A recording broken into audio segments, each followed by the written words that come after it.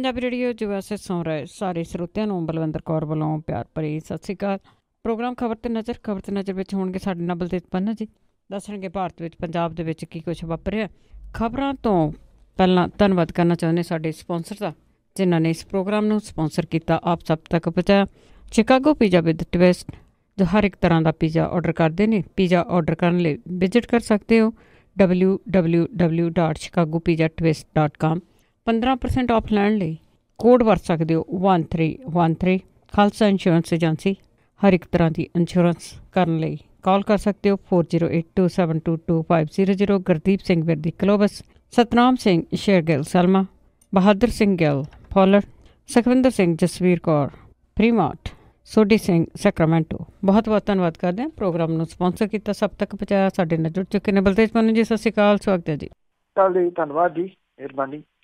ਅੱਛਾ ਜੀ, ਗੱਲ ਕਰਦੇ ਹਾਂ ਭੋਲੇ ਦੀ, ਜਿਹੜਾ ਹੁਣ ਟੰਗਿਆ ਗਿਆ ਆ ਤੇ ਉਸ ਦੇ ਪਿੰਡ ਦੇ ਲੋਕ ਮੂੰਹ ਖੋਲਣ ਲਈ ਤਿਆਰ ਨੇ। ਜੀ, ਜਿਹੜਾ ਇੱਕ ਨਾਮ ਪਿਛਲੇ ਸਾਲਾਂ ਦੇ ਦੌਰਾਨ ਜਿਹੜਾ ਬਹੁਤ ਚਰਚਿਤ ਹੋਇਆ ਉਹ ਸੀ ਚਿੱਟਾ।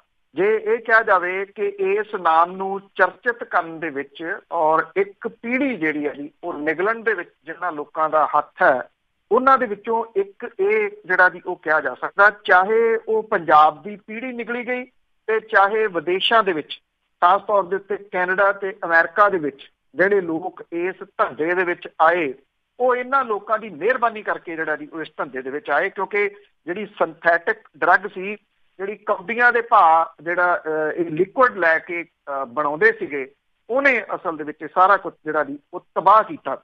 ਭੋਲੇ ਤੇ ਉਹਦੇ ਜਿਹੜੇ ਸਾਥੀਆਂ ਨੂੰ ਜਿਹੜੀ ਸਜ਼ਾ ਹੋਈ ਆ, ਪਰ ਇਹਦੇ ਵਿੱਚੋਂ ਕੁਛ ਲੋਕ ਜਿਹੜੇ ਉਹ ਬਰੀ ਵੀ ਹੋਏ ਆ। ਬਠਿੰਡਾ ਜ਼ਿਲ੍ਹੇ ਦੇ ਪਿੰਡ ਰਾਇਕੇ ਕਲਾਂ ਦਾ ਕੋਈ ਵੀ ਬੰਦਾ ਜਿਹੜਾ ਜੀ ਉਹ ਨਸ਼ਾ ਤਸਕਰੀ ਦੇ ਵਿੱਚ ਦੋਸ਼ੀ ਕਰਾਰ ਤੇ ਜਗਦੀਸ਼ ਭੋਲੇ ਦੇ ਬਾਰੇ ਦੇ ਵਿੱਚ ਮੂੰਹ ਖੋਲਣ ਦੇ ਵਾਸਤੇ ਜਿਹੜਾ ਉਹ ਤਿਆਰ ਨਿਗਾ। ਪਿੰਡ ਰਾਇਕੇ ਕਲਾਂ ਦਾ ਜਿਹੜਾ ਜੀ ਬੰਦਾ ਜਦੋਂ ਉਹ ਭੋਲੇ ਦਾ ਨਾਮ ਸੁਣਦਾ ਤੇ ਚੁੱਪ ਕਰਕੇ ਪਰੇ ਨੂੰ ਜਿਹੜਾ ਉਹ ਤੁਰ ਜਾਂਦਾ। ਜਿਹੜੇ ਉਹਦਾ ਪਿਤਾ ਇੱਥੇ ਰਹਿੰਦਾ ਜੀ ਬਜ਼ੁਰਗ, ਤੇ ਉਹਦੀ ਮਾਂ ਜਿਹੜੀ ਜੀ ਉਹ ਬਜ਼ੁਰਗ ਹੈ, ਉਹ ਅਧਰੰਗ ਦੀ ਮਰੀਜ਼ ਹੈ, ਜਦੋਂ ਕਿ ਭੋਲੇ ਦੀ ਪਤਨੀ ਤੇ ਉਹਦੇ ਬੱਚੇ ਜਿਹੜੇ ਉਹ ਕੈਨੇਡਾ ਰਹਿੰਦੇ ਆ। ਜਗਦੀਸ਼ ਭੋਲਾ ਜਿਹੜਾ ਜੀ ਉਹਨੂੰ ਜਿਹੜਾ ਕੋਈ ਬੰਦਾ ਏਦਾਂ ਦਾ ਨਹੀਂ ਪਿੰਡ ਦੇ ਵਿੱਚ ਹੈਗਾ ਜਿਹੜਾ ਜਗਦੀਸ਼ ਭੋਲੇ ਨੂੰ ਜਿਹਨੇ ਚੰਗਾ ਕਿਹਾ ਹੋਵੇ ਜਾਂ ਮੰਦਾ ਜਿਹੜਾ ਆਖਿਆ ਹੋਵੇ, ਚੁੱਪ ਕਰ ਜਾਂਦੇ ਆ ਜੀ। ਉਹ ਕੁਛ ਵੀ ਇਸ ਮਾਮਲੇ ਦੇ ਉੱਤੇ ਬੋਲਦੇ ਨਹੀਂ। ਜਗਦੀਸ਼ ਭੋਲੇ ਦੇ ਪਿਤਾ ਬਲਛਿੰਦਰ ਸਿੰਘ ਦਾ ਜਿਹੜਾ ਜੀ ਇਹ ਕਹਿਣਾ ਕਿ ਸਿਆਸਤ ਦੇ ਕਰਕੇ ਉਹਦੇ ਮੁੰਡੇ ਨੂੰ ਲਪੇਟੇ ਦੇ ਵਿੱਚ ਜਿਹੜਾ ਜੀ ਉਹ ਲਿਆ ਗਿਆ ਔਰ ਸਿਆਸੀ ਰੰਜਿਸ਼ ਕਰਕੇ ਗਲਤ ਕੇਸ ਦੇ ਵਿੱਚ ਫਸਾਇਆ ਗਿਆ। ਇਹਦਾ ਇੱਕ ਬਹੁਤ ਵੱਡਾ ਅਹਿਮ ਪਹਿਲੂ ਹੈ ਪੂਰੇ ਕੇਸ ਦਾ। ਇਹਦੇ ਵਿੱਚ ਮਨਜਿੰਦਰ ਸਿੰਘ ਉਰਫ ਬਿੱਟੂ ਔਲਖ ਜਿਹੜਾ ਬਰੀ ਹੋ ਗਿਆ ਜੀ ਇਸ ਮਾਮਲੇ ਦੇ ਵਿੱਚ, ਉਹਨੂੰ ਬਰੀ ਕਿਹੜੇ ਆਧਾਰ ਦੇ ਉੱਤੇ ਜਿਹੜਾ ਜੀ ਉਹ ਕੀਤਾ ਗਿਆ, ਇਹ ਬਹੁਤ ਵੱਡਾ ਪੁਆਇੰਟ ਹੈ। ਕਿਉਂਕਿ ਜਿਹੜਾ ਇੱਥੇ ਬੋਨੀ ਜਨਾਲਾ ਹੈ, ਉਹਦਾ ਬਿਆਨ ਹੋਇਆ ਸੀ ਅਦਾਲਤ ਦੇ ਵਿੱਚ, ਔਰ ਅਦਾਲਤ ਨੇ ਉਸ ਬਿਆਨ ਨੂੰ ਆਧਾਰ ਮੰਨਿਆ ਕਿ ਬਿੱਟੂ ਔਲਖ ਜਿਹੜਾ ਕਿ ਬਿਕਰਮ ਸਿੰਘ ਮਜੀਠੀਆ ਦੇ ਨੇੜੇ ਸੀਗਾ ਔਰ ਬਿਕਰਮ ਸਿੰਘ ਮਜੀਠੀਆ ਨੇ ਉਹਨੂੰ ਜਿਹੜਾ ਸੀਗਾ ਇਸ ਕੇਸ ਦੇ ਵਿੱਚ ਜਬਰੀ ਫਸਾਇਆ ਅੰਮ੍ਰਿਤਸਰ ਤੋਂ ਜਿਹੜਾ ਜੀ ਉਹ ਚੁੱਕ ਕੇ। ਇਹ ਬਿੱਟੂ ਔਲਖ ਹੋਰਾਂ ਦੇ ਜਿਹੜੇ ਵਕੀਲ ਨੇ, ਉਹਨਾਂ ਨੇ ਇਹ ਗੱਲ ਜਿਹੜੀ ਕਹੀ ਹੈ ਕਿ ਉਹੋ ਹੀ ਆਧਾਰ ਜਿਹੜਾ ਦੀ ਬਣਿਆ, ਉਹ ਬਿਆਨ ਜਿਹੜਾ ਸੀਗਾ ਉਹ ਪ੍ਰੂਵ ਕਰ ਦਿੱਤਾ ਉਹਨਾਂ ਨੇ ਜਿਹੜਾ ਦੀ। ਸੋ ਇਹ ਇੱਕ ਬਹੁਤ ਅਹਿਮ ਘੜੀ ਆ। ਬਹੁਤ ਸਾਰੇ ਲੋਕ ਜਿਹੜਾ ਜੀ ਪੁੱਛਦੇ ਆ ਕਿ ਬਿਕਰਮ ਸਿੰਘ ਮਜੀਠੀਆ ਦਾ ਨਾਮ ਸੀ। ਐਕਚੁਅਲੀ ਬਿਕਰਮ ਸਿੰਘ ਮਜੀਠੀਆ ਦਾ ਨਾਮ ਜਿਹੜਾ ਜੀ ਉਹ ਅਦਾਲਤ ਦੇ ਬਾਹਰ ਜਗਦੀਸ਼ ਭੋਲਾ ਨੇ ਲਿਆ ਸੀਗਾ, ਪਰ ਉਹਦੀ ਇਨਵੈਸਟੀਗੇਸ਼ਨ ਨਹੀਂ ਸੀ ਹੋਈ ਫਰਦਰ। ਉਹਨੂੰ ਉਂਝ ਹੀ ਕਲੀਨ ਚਿੱਟ ਜਿਹੜੀ ਹੈ ਜੀ ਉਹ ਦੇ ਦਿੱਤੀ ਗਈ ਸੀ, ਪਰ ਜਿਹਦੇ ਵਿੱਚ ਨਾਮ ਬੋਲਦਾ, ਜਿਹਦੇ ਵਿੱਚ ਪੁੱਛਗਿੱਛ ਹੋਈ ਸੀ, ਉਹ ਈਡੀ ਦੇ ਨਾਲ ਰਿਲੇਟਡ ਕੇਸ ਹੈ।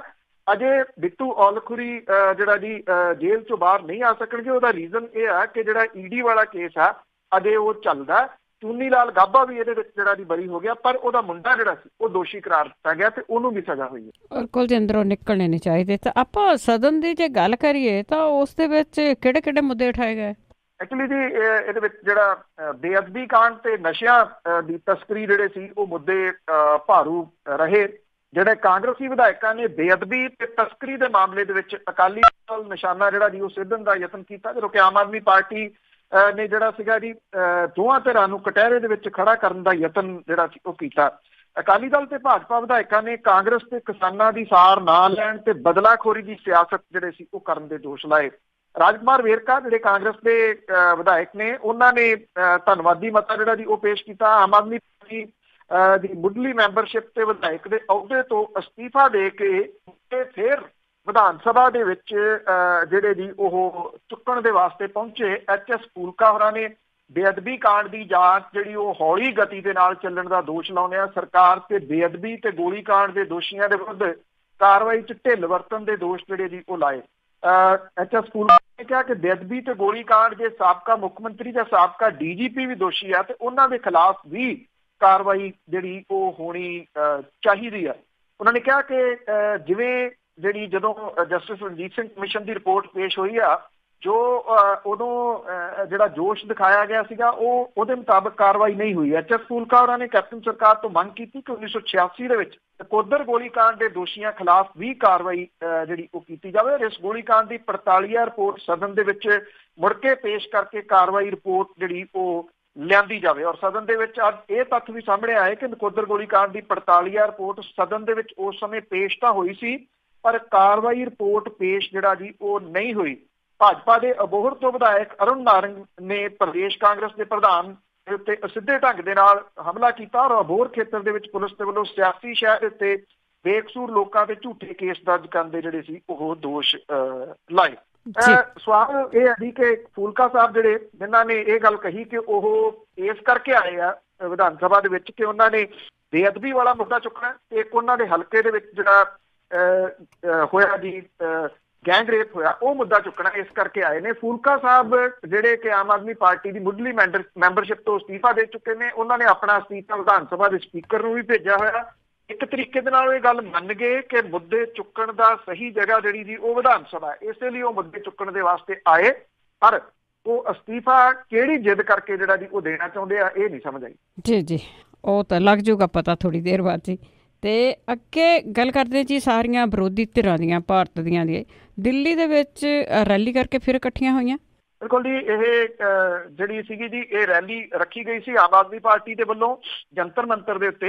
ਇਹਦੇ ਵਿੱਚ ਵਿਰੋਧੀ ਧਿਰ ਦੇ ਆਗੂਆਂ ਨੇ ਜਿਹੜਾ ਸੀਗਾ ਉਹ ਕੇਂਦਰ ਦੀ ਭਾਜਪਾ ਸਰਕਾਰ ਨੂੰ ਦੇਸ਼ ਦੇ ਵਾਸਤੇ ਲੋਕਤੰਤਰ ਦੇ ਵਾਸਤੇ ਵੱਡਾ ਖਤਰਾ ਜਿਹੜਾ ਜੀ ਉਹ ਕਰਾਰ ਦਿੱਤਾ ਔਰ ਇਹਨਾਂ ਨੇ ਸਦਾ ਦਿੱਤਾ ਕਿ ਆਉਂਦੀਆਂ ਲੋਕ ਸਭਾ ਚੋਣਾਂ ਦੇ ਵਿੱਚ ਭਾਜਪਾ ਨੂੰ ਮੂੰਹ ਨਾ ਲਾਉਣ। ਪੱਛਮੀ ਬੰਗਾਲ ਦੀ ਮੁੱਖ ਮੰਤਰੀ ਮਮਤਾ ਬੈਨਰਜੀ, CPI ਤੋਂ ਡੀ ਰਾਜਾ, ਆਂਧਰਾ ਪ੍ਰਦੇਸ਼ ਦੇ ਮੁੱਖ ਮੰਤਰੀ ਚੰਦਰਬਾਬੂ ਨਾਇਡੂ, CPIM ਤੋਂ ਸੀਤਾਰਾਮ ਯੇਚੁਰੀ, ਸਮਾਜਵਾਦੀ ਪਾਰਟੀ ਤੋਂ ਰਾਮ ਗੋਪਾਲ ਯਾਦਵ, NCP ਦੇ ਸ਼ਰਦ ਪਵਾਰ, LJD ਦੇ ਆਗੂ ਸ਼ਰਦ ਯਾਦਵ, ਅਰੁਣਾਚਲ ਪ੍ਰਦੇਸ਼ ਦੇ ਸਾਬਕਾ ਮੁੱਖ ਮੰਤਰੀ ਸਣੇ ਆਪ ਦੇ ਮੁੱਖ ਆਗੂ ਜਿਹੜੇ ਸੀ ਉਹ ਸ਼ਾਮਲ ਹੋਏ। ਮਮਤਾ ਬੈਨਰਜੀ ਦੇ ਆਉਣ ਤੋਂ ਪਹਿਲਾਂ ਖੱਬੀਆਂ ਧਿਰਾਂ ਦੇ ਆਗੂ ਮੰਚ ਤੋਂ ਚਲੇ ਗਏ ਕਿ ਪੱਛਮੀ ਬੰਗਾਲ ਦੇ ਵਿੱਚ ਇਹ ਦੋਨੋਂ ਆਮੋ ਸਾਹਮਣੇ ਨੇ।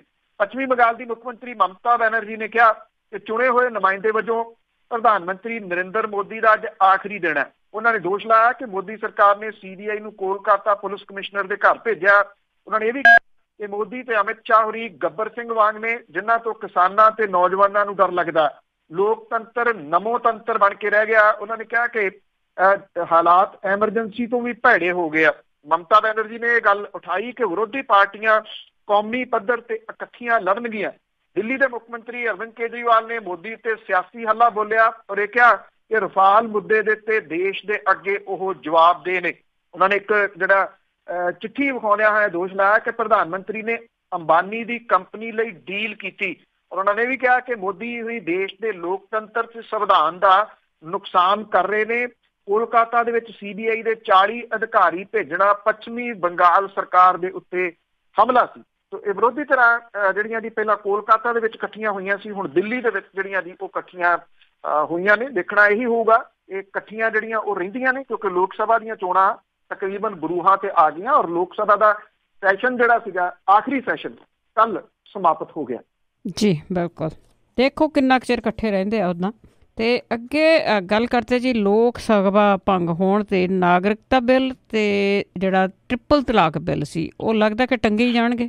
ਬਿਲਕੁਲ ਜੀ, ਕਿਉਂਕਿ ਆਖਰੀ ਸੈਸ਼ਨ ਜਿਹੜਾ ਜੀ ਉਹ ਸਮਾਪਤ ਹੋ ਗਿਆ ਔਰ ਵਿਵਾਦਤ ਜਿਹੜੇ ਨਾਗਰਿਕਤਾ ਸੋਧ ਬਿੱਲ ਜਿਹਦੇ ਉੱਤੇ ਬਹੁਤ ਰੌਲਾ ਪਿਆ ਸੀਗਾ ਖਾਸ ਤੌਰ ਦੇ ਉੱਤੇ ਅਸਮ ਦੇ ਵਿੱਚ ਔਰ ਟ੍ਰਿਪਲ ਤਲਾਕ ਇਹ ਰਾਜ ਸਭਾ ਦੇ ਵਿੱਚ ਪਾਸ ਨਾ ਕਰਵਾਏ ਜਾ ਸਕਣ ਕਰਕੇ ਪ੍ਰਭਾਵਹੀਣ ਜਿਹੜੇ ਜੀ ਉਹ ਹੋ ਜਾਣਗੇ। ਦੋਵੇਂ ਬਿੱਲ ਲੋਕ ਸਭਾ 'ਚ ਪਾਸ ਹੋ ਚੁੱਕੇ ਆ ਪਰ ਉੱਪਰਲੇ ਸਦਨ ਦੇ ਵਿੱਚ ਬਜਟ ਸੈਸ਼ਨ ਦੇ ਦੌਰਾਨ ਕਾਰਵਾਈ 'ਚ ਲਗਾਤਾਰ ਅੜਿੱਕਾ ਪੈਣ ਕਰਕੇ ਇਹਨਾਂ ਨੂੰ ਰਾਜ ਸਭਾ 'ਚੋਂ ਪਾਸ ਨਹੀਂ ਕਰਵਾਇਆ ਜਾ ਸਕਿਆ।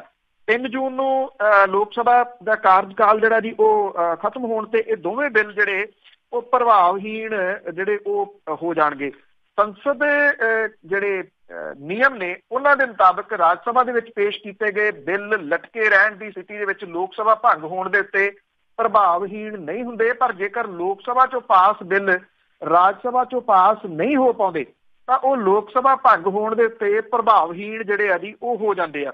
ਹੁਣ ਜਿਹੜੀ ਭਾਰਤੀ ਜਨਤਾ ਪਾਰਟੀ ਹੈ ਜੀ ਉਹ ਇਹਨਾਂ ਦੋਨਾਂ ਬਿੱਲਾਂ ਦੇ ਬਾਰੇ ਦੇ ਉੱਤੇ ਸਿਆਸਤ ਕਰੂਗੀ, ਕਿਉਂਕਿ ਉਹਨੂੰ ਪਤਾ ਸੀਗਾ ਕਿ ਇਹ ਸਾਰਾ ਕੁਝ ਹੋਣਾ। ਉਹ ਇਹ ਕਹੂਗੀ ਅਸੀਂ ਤਾਂ ਦੇਖੋ ਜੀ ਬਿੱਲ ਲਿਆਂਦੇ, ਵਿਰੋਧੀ ਧਿਰਾਂ ਨੇ ਸਾਨੂੰ ਰਾਜ ਸਭਾ ਦੇ ਵਿੱਚ ਇਹ ਬਿੱਲ ਜਿਹੜੇ ਜੀ ਉਹ ਪਾਸ ਨਹੀਂ ਕਰਨ ਦਿੱਤੇ। ਉਹਦੇ ਵੈਸੇ ਪ੍ਰਧਾਨ ਮੰਤਰੀ ਹੋਰਾਂ ਦਾ ਜਿਹੜਾ ਲਾਸਟ ਭਾਸ਼ਣ ਰਿਹਾ ਲੋਕ ਸਭਾ ਦੇ ਵਿੱਚ, ਉਹਦੇ ਵਿੱਚ ਉਹਨਾਂ ਇਹਨਾਂ ਬਿੱਲਾਂ ਦਾ ਜ਼ਿਕਰ ਨਹੀਂ ਕੀਤਾ। ਸਾਰਾ ਜਿਹੜਾ ਉਹਨਾਂ ਦਾ ਸਮਾਂ ਸੀਗਾ ਉਹ ਵਿਰੋਧੀ ਧਿਰ ਦੇ ਉੱਤੇ ਨਿਸ਼ਾਨੇ ਲਾਉਂਦਿਆਂ ਹੀ ਉਹਨਾਂ ਨੇ ਜਿਹੜਾ ਜੀ ਉਹ ਕੱਢ ਦਿੱਤਾ। ਲਾਸਟ ਭਾਸ਼ਣ ਤੋਂ ਲੋਕਾਂ ਨੂੰ ਇਹ ਉਮੀਦ ਸੀਗੀ ਉਹ ਆਪਣੀ ਸਰਕਾਰ ਦੀਆਂ ਕੁਝ ਪ੍ਰਾਪਤੀਆਂ ਗਿਣਾਉਣਗੇ। ਪ੍ਰਾਪਤੀਆਂ ਤਾਂ ਉਹਨਾਂ ਨੇ ਕੋਈ ਨਹੀਂ ਜਿਹੜੀਆਂ ਜੀ ਉਹ ਗਿਣਾਈਆਂ, ਮਹਿਜ਼ ਜਿਹੜੇ ਵਿਰੋਧੀ ਧਿਰ ਦੇ ਲੋਕ ਸੀਗੇ ਜੀ ਉਹਨਾਂ ਦੇ ਉੱਤੇ ਹੀ ਉਹ ਚਾਂਦਮਾਰੀ ਕਰਦੇ ਰਹੇ। ਬਸ ਜੀ ਕੁਝ ਮਹੀਨਿਆਂ ਤੋਂ ਇਸੇ ਤਰ੍ਹਾਂ ਆਪਸ ਵਿੱਚ ਮੇਣੋ ਕਮੇਣੀ ਹੋ ਰਹੇ ਆ। ਤੇ ਅੱਗੇ ਇੰਡੋ ਕੈਨੇਡੀਅਨ ਬੱਸਾਂ ਦਾ ਜਿਹੜਾ ਮਾਮਲਾ ਆ ਉਸ ਤੋਂ NRI ਵੀ ਬੜੇ ਦੁਖੀ ਆ ਤੇ ਉਹ ਜਿਹੜਾ ਮਾਮਲਾ ਆ ਵਿਧਾਨ ਸਭਾ ਦੇ ਵਿੱਚ ਗੂੰਜਿਆ। ਬਿਲਕੁਲ ਜੀ, ਵਿਧਾਨ ਸਭਾ ਦੇ ਵਿੱਚ ਪਹਿਲੀ ਵਾਰੀ ਸੀਗਾ ਜੀ। ਵੈਸੇ ਬੱਸਾਂ ਦਾ ਮਾਮਲਾ ਤਾਂ ਪਹਿਲਾਂ ਵੀ ਜਿਹੜਾ ਉਹ ਗੂੰਜਦਾ ਰਿਹਾ, ਪਰ ਜਿਹੜੀਆਂ ਏਅਰਪੋਰਟ ਤੋਂ ਜਿਹੜੀਆਂ ਬੱਸਾਂ ਜਾਂਦੀਆਂ ਨੇ ਇਹਦਾ ਮਾਮਲਾ ਜਿਹੜਾ ਸੀਗਾ ਜੀ ਉਹ ਵਾਹਵਾ ਗਰਮ ਜਿਹੜਾ ਸੀ ਉਹ ਹੋ ਗਿਆ। ਅਸਲ ਦੇ ਵਿੱਚ ਜਿਹੜੀਆਂ ਇੰਡੋ ਕੈਨੇਡੀਅਨ ਬੱਸਾਂ ਦੀ ਏਅਰਪੋਰਟ ਤੱਕ ਸਿੱਧੀ ਐਂਟਰੀ ਤੇ PRTC ਦੀਆਂ ਬੱਸਾਂ ਦੀ ਐਂਟਰੀ ਦੇ ਉੱਤੇ ਦਿੱਲੀ ਦੀ ਕੇਜਰੀਵਾਲ ਸਰਕਾਰ ਵੱਲੋਂ ਰੋਕ ਲਾਉਣ ਦਾ ਮਾਮਲਾ ਜਿਹੜਾ ਸੀਗਾ ਜੀ ਇਹ ਗੂੰਜਿਆ। ਜਿਹੜੇ ਟਰਾਂਸਪੋਰਟ ਮਿਨਿਸਟਰ ਨੇ ਅਰੋੜਾ ਚੌਧਰੀ, ਉਹਨਾਂ ਨੇ ਇਹ ਗੱਲ ਕਹੀ ਕਿ ਦਿੱਲੀ ਦੀ ਸਰਕਾਰ ਨੇ PRTC ਦੀਆਂ ਜਿਹੜੀਆਂ ਬੱਸਾਂ ਨੇ ਉਹਦੇ ਉੱਤੇ ਪਾਬੰਦੀ ਲਾਈ ਆ ਮਾਫੀਏ ਦੇ ਨਾਲ ਜਿਹੜਾ ਉਹ ਮਿਲ ਕੇ।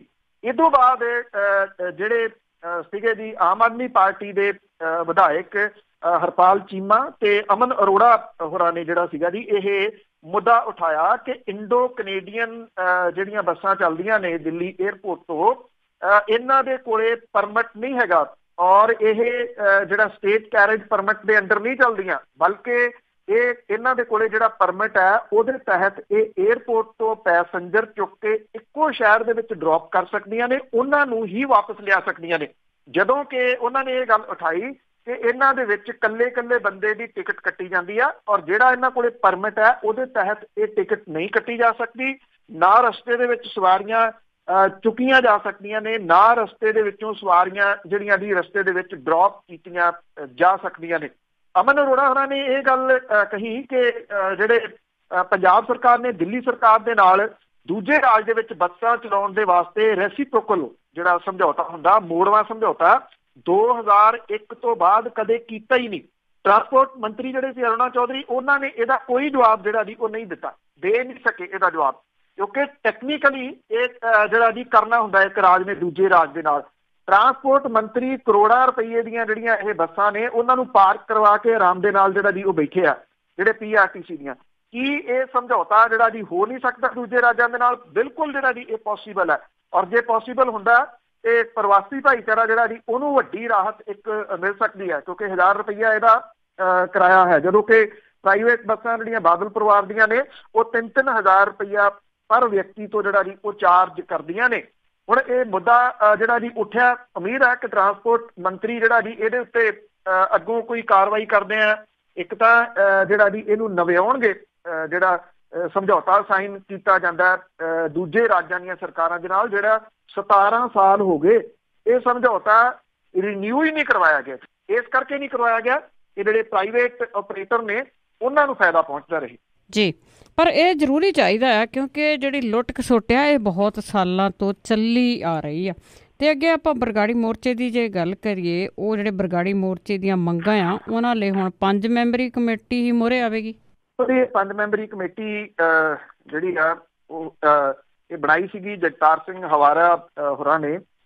ਜਿੱਦਣ ਕਾਲਸ ਤੁਸੀਂ ਖੋਲੀਆਂ ਸੀ ਜੀ ਉਸ ਦਿਨ ਵੀ ਇੱਕ ਜਿਹੜੇ ਲਿਸਨਰ ਸੀ ਉਹਨਾਂ ਨੇ ਸਵਾਲ ਕੀਤਾ ਸੀਗਾ ਕਿ ਵੋਟਿੰਗ ਸਿਸਟਮ ਤੋਂ ਸਿਲੈਕਸ਼ਨ ਜਿਹੜੀ ਹੋਣੀ ਚਾਹੀਦੀ ਹੈ। ਹੁਣ ਸਿਲੈਕਸ਼ਨ ਵਾਲਾ ਮਾਮਲਾ ਮੈਂ ਉਦੋਂ ਵੀ ਜਿਹੜਾ ਜੀ ਇਹ ਗੱਲ ਆਖੀ ਸੀਗੀ ਕਿ ਜਗਤਾਰ ਸਿੰਘ ਹਵਾਰਾ ਹੋਰਾਂ ਨੇ ਬਰਗਾੜੀ ਮੋਰਚੇ ਦੇ ਆਖਰੀ ਦਿਨ ਲਏ ਗਏ ਜਿਹੜੇ ਫੈਸਲੇ ਸੀ ਉਹਨਾਂ ਨੂੰ ਰੱਦ ਕਰ ਦਿੱਤਾ ਸੀ। ਉਹਦੇ ਬਾਵਜੂਦ ਜਿਹੜਾ ਜੀ ਚੋਣਾਂ ਲੜਨ ਦਾ ਫੈਸਲਾ ਜਿਹੜਾ ਜੀ ਉਹ ਕੀਤਾ ਗਿਆ। ਹੁਣ ਜਿਹੜਾ ਇਹ ਬਰਗਾੜੀ ਇਨਸਾਫ ਮੋਰਚਾ ਅਧੂਰਾ ਛੱਡੇ ਜਾਣ ਦਾ ਦੋਸ਼ ਲਾਉਂਦਿਆਂ ਹੋਇਆ 5 ਮੈਂਬਰੀ ਜਿਹੜੀ ਕਮੇਟੀ ਬਣਾਈ ਆ ਜਗਤਾਰ ਸਿੰਘ ਹਵਾਰਾ ਹੋਰਾਂ ਨੇ, ਉਹਨੇ ਐਲਾਨ ਕੀਤਾ ਕਿ ਜੇ 15 ਫਰਵਰੀ ਤੱਕ ਪੰਜਾਬ ਸਰਕਾਰ ਵੱਲੋਂ ਬਰਗਾੜੀ ਮੋਰਚੇ ਦੀਆਂ ਮੰਗਾਂ ਪੂਰੀਆਂ ਨਹੀਂ ਕੀਤੀਆਂ ਜਾਂਦੀਆਂ ਤਾਂ 20 ਫਰਵਰੀ ਤੋਂ ਪੰਜਾਬ ਦੀਆਂ ਵੱਖ-ਵੱਖ ਜੇਲ੍ਹਾਂ ਦੇ ਬਾਹਰ ਧਰਨੇ ਦਿੱਤੇ ਜਾਣਗੇ। ਔਰ ਇਹਦੇ ਵਿੱਚ ਜਿਹੜੇ ਪ੍ਰੋਫੈਸਰ ਬਲਜਿੰਦਰ ਸਿੰਘ, ਨਰੈਣ ਸਿੰਘ ਚੌੜਾ, ਐਡਵੋਕੇਟ ਅਮਰ ਸਿੰਘ ਚਾਲ, ਮਾਸਟਰ ਸੰਤੋਖ ਸਿੰਘ ਜਿਹੜੇ ਲੁਧਿਆਣੇ ਤੋਂ ਨੇ, ਉਹਨਾਂ ਨੇ ਸ਼ਿਰਕਤ ਜਿਹੜੀ ਉਹ ਕੀਤੀ। ਇਹ ਕਿਹਾ ਗਿਆ, ਕਮੇਟੀ ਦੇ ਮੈਂਬਰਾਂ ਨੇ ਦੋਸ਼ ਲਾਇਆ ਕਿ ਬਰਗਾੜੀ ਮੋਰਚਾ ਅਧੂਰਾ ਛੱਡ ਦਿੱਤਾ ਗਿਆ ਸੀ, ਜਿਹਦੇ ਕਰਕੇ ਮੋਰਚੇ ਦੀਆਂ 3 ਮੰਗਾਂ ਮਨਾਉਣ ਦੇ ਵਾਸਤੇ ਮੁੜ ਕੇ ਸੰਘਰਸ਼ ਜਿਹੜਾ ਜੀ ਉਹ ਵਿੱਢਿਆ ਜਾਊਗਾ। ਔਰ ਇਹਦੇ ਵਾਸਤੇ ਅਲਟੀਮੇਟਮ ਦਿੱਤਾ ਗਿਆ ਔਰ ਇਹ ਕਿਹਾ ਕਿ ਜੇ ਪਹਿਲੇ ਪੜਾਅ ਦੇ ਵਿੱਚ ਇਹ ਮੰਗਾਂ ਪੂਰੀਆਂ ਨਹੀਂ ਹੁੰਦੀਆਂ ਤਾਂ ਫਿਰ ਸੰਘਰਸ਼ ਜਿਹੜਾ ਜੀ ਉਹ ਲੰਬਾ ਕੀਤਾ ਜਾਊਗਾ। 20 ਫਰਵਰੀ ਤੋਂ ਅੰਮ੍ਰਿਤਸਰ ਦੀ ਸੈਂਟਰਲ ਜੇਲ੍ਹ ਦੇ ਬਾਹਰ ਜਿਹੜਾ ਜੀ ਉਹ ਧਰਨਾ ਦਿੱਤਾ ਜਾਊਗਾ। ਉਸ ਤੋਂ ਬਾਅਦ ਬੜੈਲ, ਨਾਭਾ ਤੇ ਪਟਿਆਲਾ ਜੇਲ੍ਹ ਦੇ ਬਾਹਰ ਜਿਹੜੇ ਧਰਨੇ ਨੇ ਉਹ ਦਿੱਤੇ ਜਾਣਗੇ। ਇਸ ਕਮੇਟੀ ਨੇ ਵੀ ਮੰਗ ਕੀਤੀ ਕਿ ਜਿਹੜੀ ਗੁਰੂ ਗ੍ਰੰਥ ਸਾਹਿਬ ਦੀ ਬੇਅਦਬੀ ਹੋਈ ਆ ਇਹਦੇ ਵਿੱਚ ਮੁੱਖ ਸਾਜ਼ਿਸ਼ ਘਾੜੇ ਸਿਰਸਾ ਮੁਖੀ ਨੂੰ ਨਾਮਜ਼ਦ ਜਿਹੜਾ ਜੀ ਉਹ ਕੀਤਾ ਜਾਵੇ। ਦੂਜੀ ਮੰਗ ਦੇ ਵਿੱਚ ਬਾਈਬਲ ਕਲਾਂ ਦੇ ਵਿੱਚ ਗੋਲੀ ਚਲਾਉਣ ਦੇ ਦੋਸ਼ ਦੇ ਹੇਠ ਉਸੋਂ ਦੇ ਵੇਲੇ ਦੇ ਮੁੱਖ ਮੰਤਰੀ ਤੇ ਉਪ ਮੁੱਖ ਮੰਤਰੀ, DGP ਤੇ ਜਿਹੜੇ ਅਧਿਕਾਰੀ ਨੇ ਉਹਨਾਂ ਦੇ ਖਿਲਾਫ ਕੇਸ ਦਰਜ ਕਰਨ ਦੀ ਮੰਗ ਜਿਹੜੀ ਹੈ ਜੀ ਉਹ ਕੀਤੀ ਗਈ ਹੈ। 5 ਮੈਂਬਰੀ ਕਮੇਟੀ ਨੇ ਸਿੱਧੇ ਤੌਰ ਤੇ ਮੋਰਚੇ ਦੀ ਅਸਫਲਤਾ ਲਈ ਮੁਤਵਾਜ਼ੀ ਜਥੇਦਾਰ ਧਿਆਨ ਸਿੰਘ ਮੰਡ ਵੱਲ ਉਂਗਲ ਕੀਤੀ ਹੈ ਜੀ, ਸਿੱਧਮ ਸਿੱਧੀ। ਔਰ ਉਹਨਾਂ ਨੇ ਇਹ ਕਿਹਾ ਕਿ ਭਾਈ ਮੰਡ ਨੂੰ ਸਰਬੱਤ ਖਾਲਸਾ ਨੇ ਨਿਯੁਕਤ ਕੀਤਾ ਸੀ ਤੇ ਉਹ ਸਰਬੱਤ ਖਾਲਸਾ ਦੇ ਅੱਗੇ ਜਵਾਬਦੇਹ ਨੇ। ਸਰਬੱਤ ਖਾਲਸਾ ਹੀ ਉਹਨਾਂ ਦੇ ਖਿਲਾਫ ਜਿਹੜੀ ਜੀ ਉਹ ਕਾਰਵਾਈ ਕਰ ਸਕਦਾ ਹੈ। ਇਹ ਵੀ ਦੱਸਦਾ ਕਿ ਜਗਤਾਰ ਸਿੰਘ ਹਵਾਰਾ ਹੋਰਾਂ ਨੇ ਜਾਰੀ ਕੀਤੀ ਚਿੱਠੀ ਦੇ ਵਿੱਚ ਇਹ ਵੀ ਕਿਹਾ ਸੀ ਕਿ ਅੱਗੋਂ ਕੋਈ ਵੀ ਜਿਹੜਾ ਸੰਘਰਸ਼ ਹੋਊਗਾ ਉਹਦੇ ਵਿੱਚ ਧਿਆਨ ਸਿੰਘ ਮੰਡ, ਬਲਜੀਤ ਸਿੰਘ ਦਾਦੂਵਾਲ ਜਾਂ ਜਿੰਨੇ ਵੀ ਇਹ ਜਥੇਦਾਰ ਸੀ ਇਹਨਾਂ ਦਾ ਕੋਈ ਰੋਲ ਨਹੀਂ ਹੋਊਗਾ। ਬਿਲਕੁਲ ਜੀ, ਕਾਰਗੁਜ਼ਾਰੀ ਦਾ ਪਤਾ ਹੀ ਆ, ਟਾਈਮ ਮਿਲਿਆ ਸੀ ਪਰ ਕਾਰਗੁਜ਼ਾਰੀ ਕਿਸ ਤਰ੍ਹਾਂ ਦੀ ਆ ਕਿ ਕੈਗ ਦੀ ਰਿਪੋਰਟ ਨੂੰ ਲੈ ਕੇ ਕਾਂਗਰਸ ਤੇ ਭਾਜਪਾ ਮਿਹਣੋ ਮਿਹਣੀ। ਜੀ ਐਕਚੁਅਲੀ ਕੈਗ ਦੀ ਜੇ ਤੁਸੀਂ ਜਿਹੜੀ ਰਿਪੋਰਟ ਪਰ ਉਹ ਆਪੋ ਆਪਣੇ ਤਰੀਕੇ ਦੇ ਨਾਲ ਹਰੇਕ ਨੇ ਜਿਹੜਾ ਜੀ ਇਹਦਾ ਦੱਸਣ ਦੀ ਕੋਸ਼ਿਸ਼ ਜਿਹੜੀ ਹੈ ਜੀ ਉਹ ਕੀਤੀ ਹੈ।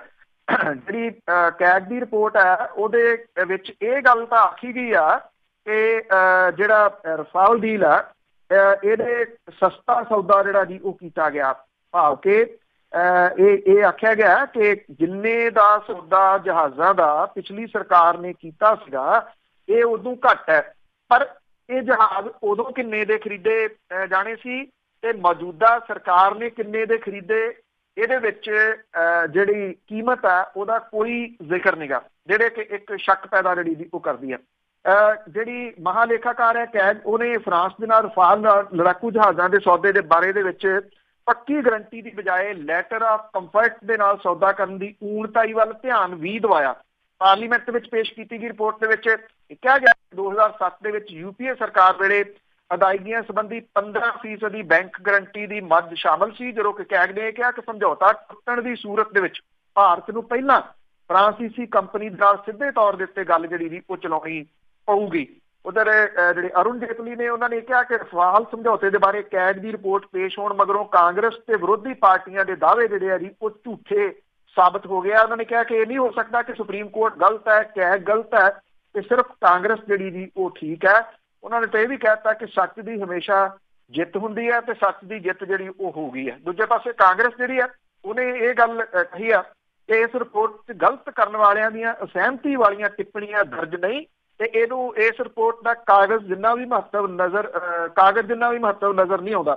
ਰਾਹੁਲ ਗਾਂਧੀ ਨੇ ਇਹ ਟਿੱਪਣੀ ਕੀਤੀ ਆ ਔਰ ਉਹਨਾਂ ਦੇ ਵੱਲੋਂ ਇਹ ਟਿੱਪਣੀ ਸੰਸਦ 'ਚ ਆਪਣੀ ਰਿਪੋਰਟ ਪੇਸ਼ ਕਰਨ ਤੋਂ ਘੰਟਿਆਂ ਬਾਅਦ ਜਿਹੜੀ ਜੀ ਉਹ ਸਾਹਮਣੇ ਆਈ ਹੈ। ਕਾਂਗਰਸ ਪ੍ਰਧਾਨ ਨੇ ਦੋਸ਼ ਇਹ ਲਾਇਆ ਕਿ ਸਰਕਾਰ ਦਾ ਰਫਾਲ ਲੜਾਕੂ ਜਹਾਜ਼ਾਂ ਦੀ ਕੀਮਤ ਦੇ ਉੱਤੇ ਇਹਦੀ ਤੁਰੰਤ ਬਰਾਮਦਗੀ ਦਾ ਦਾਅਵਾ ਝੂਠਾ ਸਾਬਤ ਹੋਇਆ ਔਰ ਨਵੇਂ ਸਮਝੌਤੇ ਦਾ ਇੱਕੋ ਇੱਕ ਮਕਸਦ ਕਾਰੋਬਾਰੀ ਅਨਿਲ ਅੰਬਾਨੀ ਨੂੰ 30,000 ਕਰੋੜ ਰੁਪਈਏ ਦਾ ਫਾਇਦਾ ਪਹੁੰਚਾਉਣਾ ਸੀਗਾ।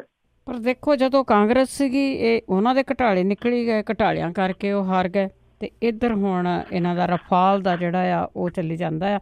ਤੇ ਅੱਗੇ ਗਾਇਕਾ ਬਰਾੜ ਦੀਆਂ ਜੇ ਗੱਲਾਂ ਕਰੀਏ ਤਾਂ ਬੜੀਆਂ ਆਪ ਖੁਦਰੀਆਂ ਹੋ ਰਹੀਆਂ।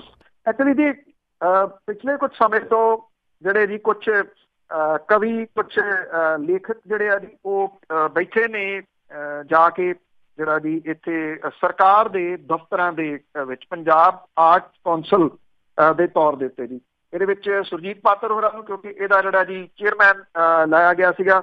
ਇੱਕ ਦੋ ਹੋਰ ਜਿਹੜੇ ਕਲਮ ਘਸਾਉਂਦੇ ਨੇ ਉਹ ਵੀ ਬੈਠੇ ਨੇ ਉੱਥੇ ਆਪਣੇ ਵੱਡੀਆਂ ਜਿਹੜੀਆਂ ਤਖਤੀਆਂ ਲਾ ਕੇ। ਇੱਕ ਪੰਜਾਬੀ ਇਹ ਗਾਇਕਾ ਹੈ ਜੀ ਸੁੱਖੀ ਬਰਾੜ, ਉਹ ਪਿਛਲੇ ਕਈ ਲੰਬੇ ਸਮੇਂ ਤੋਂ ਪੂਰੀ ਜਿਹੜੀ ਦੀ ਉਹ ਤਰਲੋ ਮੱਛੀ ਹੋ ਰਹੀ ਸੀ ਕਿ ਕਿਸੇ ਨਾ ਕਿਸੇ ਤਰੀਕੇ ਦੇ ਨਾਲ ਉਹਨੂੰ ਕੋਈ ਸਰਕਾਰੀ ਅਹੁਦਾ ਮਿਲੇ, ਤੇ ਆਖਰ ਮਿਲ ਗਿਆ ਇਹ ਉਹਨੂੰ। ਜਿਹੜੀ ਪੰਜਾਬ ਆਰਟ ਕੌਂਸਲ ਪ੍ਰੋਗਰਾਮ ਦੀ ਡਾਇਰੈਕਟਰ ਜਿਹੜਾ ਉਹ ਪਿਛਲੇ ਦਿਨੀ ਲਾ ਦਿੱਤਾ ਗਿਆ ਸੁੱਖੀ ਬਰਾੜ ਕੋ। ਕਾਫੀ ਦੇਰ ਪਹਿਲਾਂ, ਕੋਈ ਡੇਢ ਦਹਾਕਾ 2 ਦਹਾਕੇ ਪਹਿਲਾਂ ਉਹਦਾ ਇੱਕ ਗੀਤ ਜਿਹੜਾ ਜੀ ਉਹ ਫੇਮਸ ਹੋਇਆ ਸੀ, ਉਹ ਵੀ ਚੱਲੀ ਚੁੱਲੀ ਜਾਂਦਾ।